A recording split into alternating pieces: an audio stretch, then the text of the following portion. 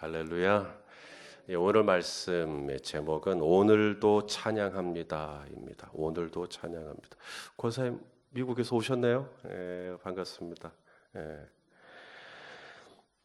자, 결혼식에 가면 축가를 하는 순서가 있습니다. 뭐 가끔 생략되기도 하지만 어지간하면 축가를 합니다. 저희 교회도 저희 교회 청년들이 결혼을 할 때 제가 한 번은 주례도 하고 또 제가 축가를 또 만들어 가지고 축가도 불러주고 그랬던 적이 있습니다. 그래서 주례할 때는 위에서 하고 축가할 때는 밑으로 내려가고 올라갔다 내려갔다 아주 요상한 모양이 됐던 적이 있습니다. 그러면서 절대 다시는 축가 안 해야겠다 이런 생각을 한 적도 있었는데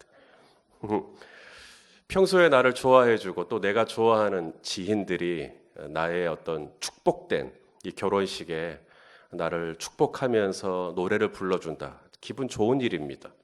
참 복된 일입니다. 이 요사이 결혼식에 가면 지인들의 축가도 잘 보이지만 요사이는 부쩍 신랑이 신부에게 이렇게 노래를 불러주는 모습이 굉장히 많이 늘어났다라는 생각을 하게 됩니다. 썩 잘 부르는 것 같지도 않은데 굳이 마이크를 잡고 아내를 위해서 불러주는 농담입니다. 잘 부릅니다. 누구보다 내가 사랑하는 사람이잖아요. 내 평생을 함께하고 싶은 사람. 근데 그가 마이크를 잡고 잘 부르든 못 부르든 나를 위하여 정성껏 막 춤까지 춰가면서 어떤 신랑은 그렇게 열심히 노래를 불러주는 거 기분이 나빠요, 좋아요? 너무너무 좋아요. 막 신부는 막 눈물을 흘립니다. 앞에서 신랑은 쇼를 하는데 신부는 너무 좋아서 눈물을 흘려요. 성도 여러분, 내가 너무나 사랑하는 사람이 나를 위하여 노래를 불러주는 것이 이렇게 감동이 되는 일이라면 우리 하나님은 저와 여러분을 너무나 사랑하셔서 하나밖에 없는 아들을 주시기까지 우리를 사랑하셨는데 그런 우리가 주님을 찬양할 때, 그런 우리가 주님을 노래할 때 얼마나 우리 하나님을 기뻐하시겠는가 하는 거예요. 정말 음정도 맞지 않고 박자도 틀리고 가사도 틀리고 심지어는 그렇게 뭔가 좀 어설픈 찬양임에도 불구하고 내가 오직 하나님 한 분만을 생각하면서 아침에 일어나 찬양하고 운전하다가도 찬양하고 걷다가도 찬양하고 마트에서 장 보다가도 흥얼거리면서 찬양하고 그걸 만약에 우리 하나님이 이렇게 보신다면 얼마나 그 하나님의 아버지의 마음이 뜨겁게 감동하시겠는가. 우리가 찬양할 만해서 찬양하는 것도 하나님 기뻐하실 거예요. 그런데 우리의 형편을 아시잖아요.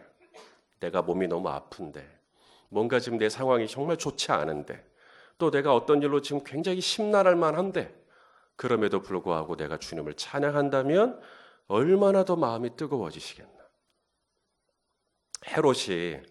헤롯이 자기 생일날 사람들을 초대해서 잔치를 벌였을 때 자기 딸 헤로디아의 딸, 자기 딸이 나와서 춤을 춥니다. 아빠를 위해서, 헤롯을 위해서. 헤롯이 너무 기분이 좋아가지고 사람들 앞이었으니까 딸에게 이렇게 얘기를 했다 그러죠. 딸아, 네 소원이 뭐냐? 이 나라의 절반이라도 너에게 주겠다.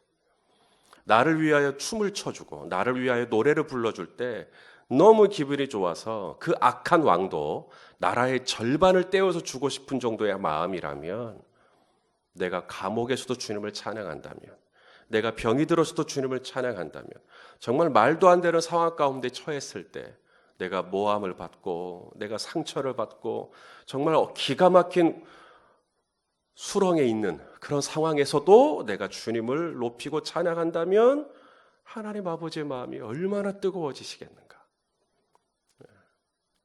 제가 아는 한 목사님이 이런 적이 있었대요. 쌀통에 쌀이 다 떨어진 적이 있었대요. 목회를 하는 중에 쌀통에 쌀이 다 떨어졌어요. 이제 아내가 사모님이 목사님께 그런 거죠. 여보, 이게 마지막이요. 이게 마지막. 지금 먹는 밥이 마지막 밥이에요. 이제 쌀통에 쌀 없다고. 이제 착잡한 심정으로 사모님이 얘기한 거예요. 그러자 이 목사님이 뭐라 그러냐면 여보, 찬양합시다. 우리 하나님을 찬양합시다. 이제는 당신과 내가 한 톨 쌀을 의지하지 않고 이제는 전적으로 하나님만 바라볼 수 있게 되었으니 하나님을 찬양합시다. 그렇게 해서 이제 사모님과 같이 하나님을 찬양하고 예배를 했다는 거예요. 그리고 그렇게 찬양을 하고 예배를 하고 끝날 쯤 초인종이 울린 거예요. 그래서 누군가 하고 밖에 나가 보니까 아무도 없어요. 근데 문 앞에 쌀이 20kg짜리 한 부대가 딱 있는 거예요. 하나님의 역사죠.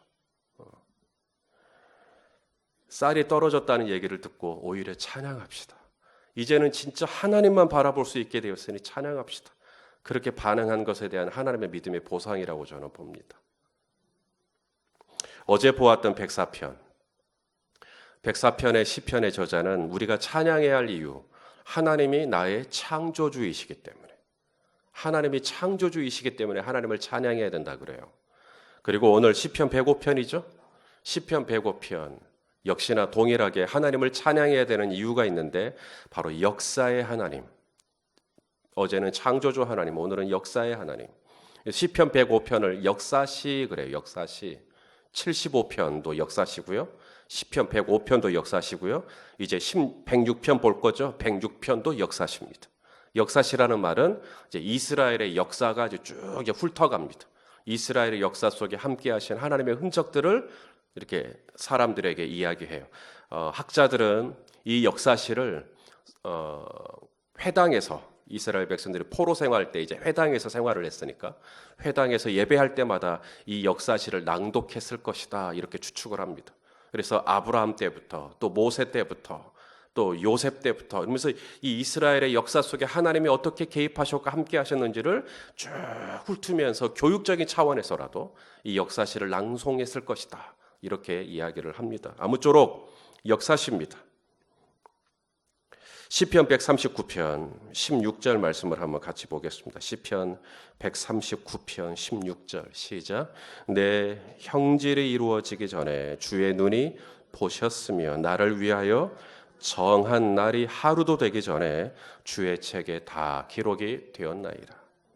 이 얘기가 무슨 얘기냐면 우리 하나님은 나를 위하여 모든 역사를, 나를 위한 모든 삶의 스토리를, 내가 어떻게 살아가야 할지를 하나님이 모든 나의 발자국, 나의 궤적, 나의 흔적을 이미 다 예비하시고 나의 삶을 그렇게 주장하시고 지금 그 얘기를 지금 하고 있는 겁니다. 우리 하나님은 역사의 하나님이십니다. 내 삶의 구석구석, 내 삶의 역사 속에 함께 하시지 않은 적이 없는 하나님이십니다.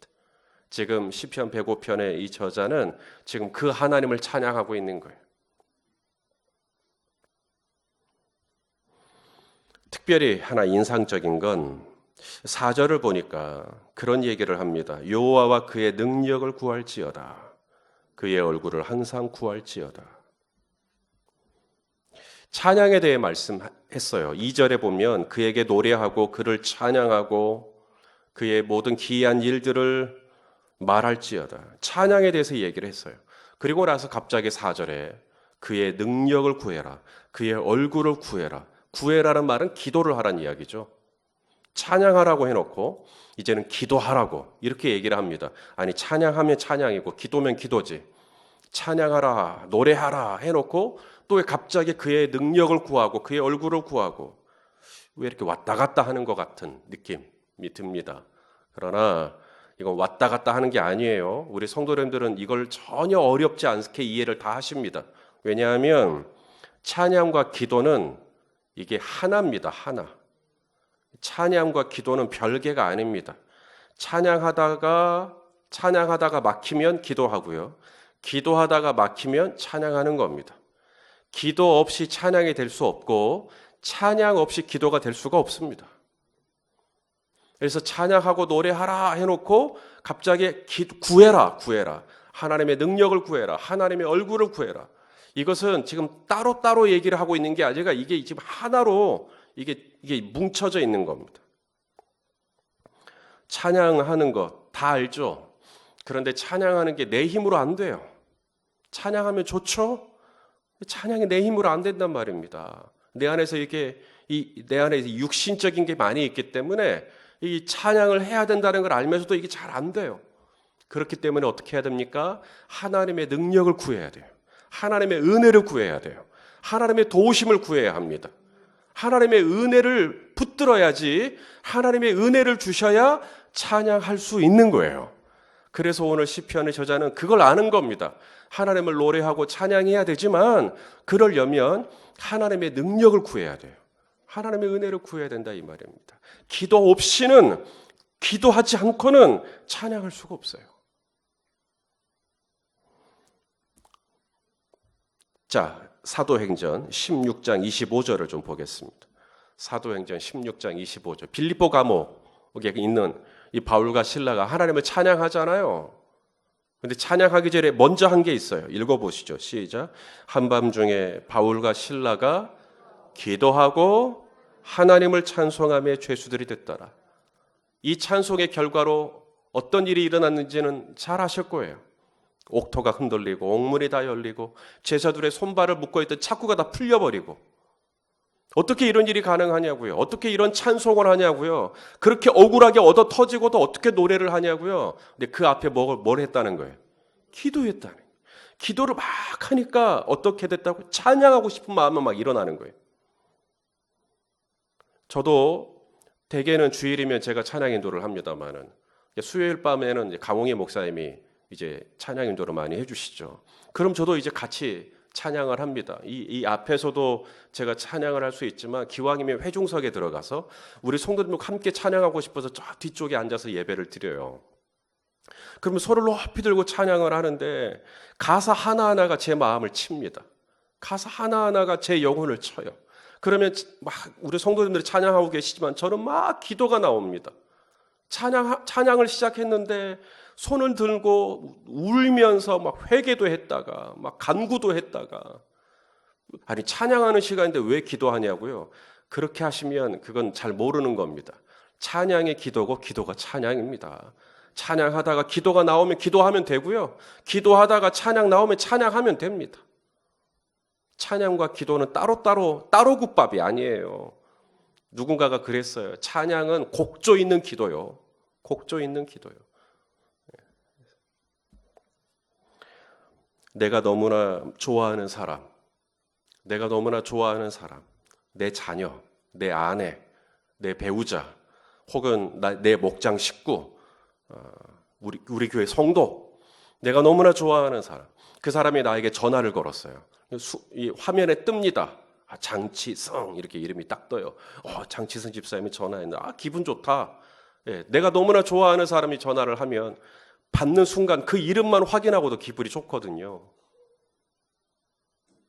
하물며 우리가 찬양을 하다가 또 하나님의 기도를 하는 겁니다. 하나님. 기도가 뭐냐면 하나님께 통화를 거는 거예요. 하나님하고. 그러면 하나님이 나의 찬양과 나의 기도를 받으시고 당신의 화면에 내 이름이 딱 떴을 때 얼마나 기뻐하시겠냐고요. 얼마나 좋아하시겠냐고요. 아직 그 내용을 듣지도 않았지만 그냥 그 이름이 떴다는 그 한 이름 하나만으로도 얼마나 좋아하시겠는가. 오늘 이 새벽에도 기도하러 나오셨는데 정말 하나님 기뻐하실 거예요. 우리 성도님들의 기도의 향기가 하나님께 아름답게 상달되시기를 축복합니다. 자, 오늘 시편 기자는 어떤 하나님을 찬양하고 있는지 정리하고 마치겠습니다. 자, 오늘 시편 기자는 세 가지의 하나님입니다. 첫째는 나를 택하신 하나님, 나를 택하신 하나님을 찬양해요. 자, 5절 말씀을 좀 볼까요? 5절. 자, 시작. 그의 종 아브라함의 후손 곧 택하신 야곱의 자손 너희는 그가 행하신 기적과 그의 이적과 그의 입의 판단을 기억할지어다. 자, 아브라함의 후손 그리고 택하신 야곱의 자손. 저와 여러분을 지금 그렇게 표현하고 있는 거예요. 그러니까 내가 왜 찬양해야 되는가 주님을. 내가 왜 주님을 찬양해야 되는가.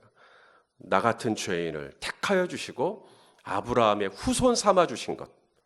얼마나 감사하냐 하는 거예요. 감사하시면 아멘 해 주십시오. 야곱이 하나님의 택함을 받았다. 택하신 야곱이라 했어. 야곱이 얼마나 부족한 사람입니까? 야곱이 얼마나 문제 많은 사람이에요. 그런데 하나님이 야곱을 선택하셨어요. 야곱을 선택한 것은 야곱의 선행이나 야곱의 의로움이나 이게 아니란 말이죠. 하나님이 야곱을 택하신 이것은 전적인 하나님의 은혜 때문입니다. 전적인 하나님의 은혜. 나보다 예수 믿으면 나보다 더 잘 믿을 사람 세상에 많아요. 정말 나보다 성품도 좋고 나보다 더 성실하고 나보다 더 인격적으로도 훌륭하고 저분이 예수 믿으면 진짜 잘 믿겠다. 그런데 하나님은 그분은 택하지 않으시고 나는 택하셔서 나를 예수 믿게 하시고 나를 아브라함의 후손 되게 하시고 나를 이스라엘의 백성이 되게 하신, 하나님 나라의 백성이 되게 하신, 이게 참 오묘해요.